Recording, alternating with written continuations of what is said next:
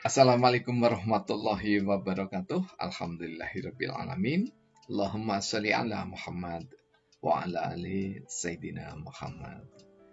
Pemirsa tercinta yang dirahmati oleh Allah Subhanahu wa taala, kita bersua kembali dalam dialog kolbu serial Hikmah Teologi. Kali ini kita mencoba untuk menurunkan hasil riset sederhana, yakni tentang wasit. Wasit, jika kita candra dengan seksama, kita temukan salah satunya di dalam surah Al-Baqarah ayat 143. Kita ambil bagian yang menjadi tema sentral kajian kita. Wa kadzalika ja'alnakum ummatan wasatun. Allah bersumpah menurunkan kita semua, umat manusia yang berhati, sebagai umat yang pertengahan. Kita mencoba menerjemahkan bebas karena didasarkan pada surah Al-Baqarah ayat insyaallah 184, di mana Al-Quran itu adalah hudal linnas. Karena itu kami secara sosiologis memakai kata-kata untuk kita semua.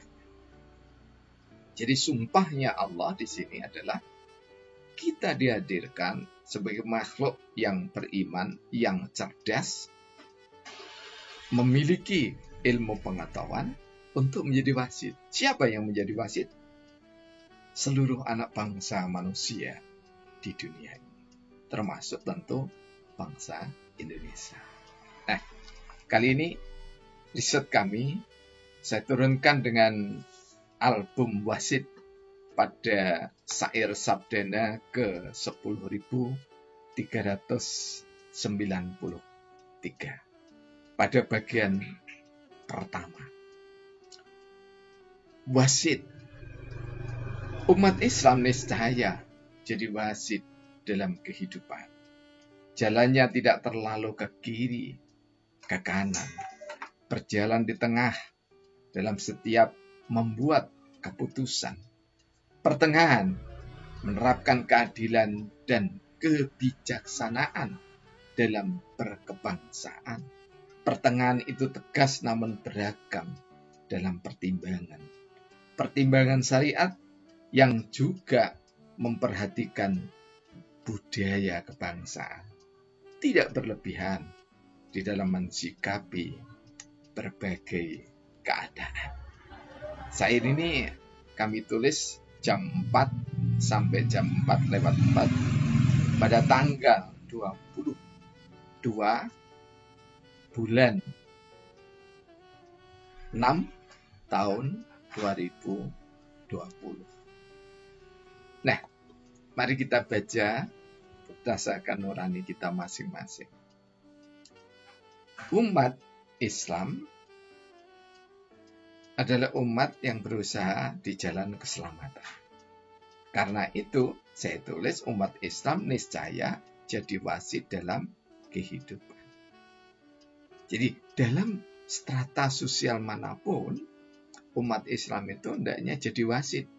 Jalannya tidak terlalu ke kiri, juga tidak terlalu ke kanan. Jadi di tengah-tengah. Tengah itu tidak berarti netral. Tengah itu adil, tengah itu bijak. Karena itu saya mengatakan di baris berikutnya, berjalan di tengah dalam setiap membuat keputusan. Di tengah itu tidak menyenangkan semua orang, tetapi juga tidak memperkosa hak-hak semua orang.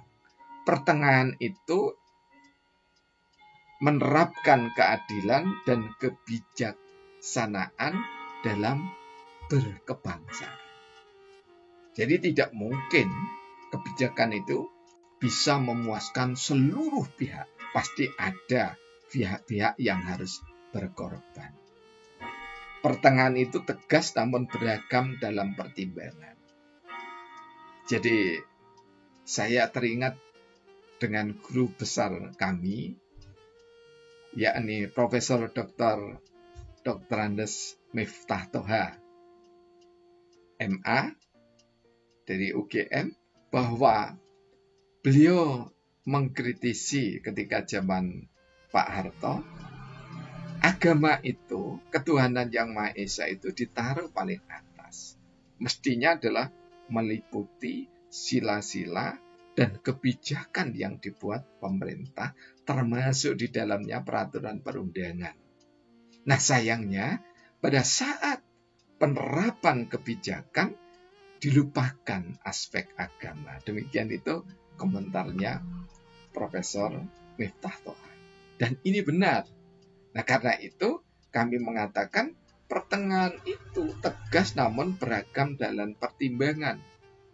Dalam khasanah perbendaharaan public policy atau kebijakan publik, bahkan kebijakan sosial, ya, pertimbangan multidisiplin adalah keharusan.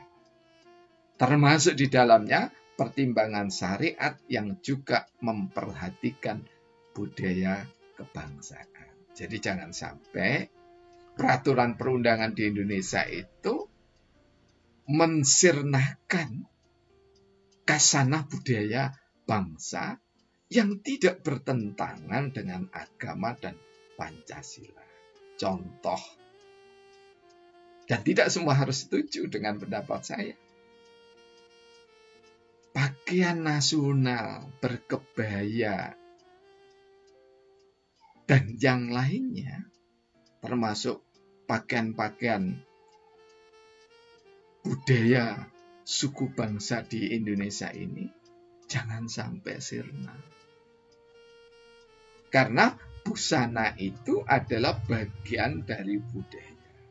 Kita harus ingat, agama apapun pasti di dalamnya itu ada unsur budaya. Dan setiap unsur budaya yang baik pasti memuat nilai-nilai keagamaan. Karena itu, wasit umat pertengahan adalah umat. Dalam syair terakhir ini saya katakan tidak berlebihan di dalam mensikapi berbagai keadaan. Billahi taufiq wal hidayah. Wassalamualaikum warahmatullahi wabarakatuh.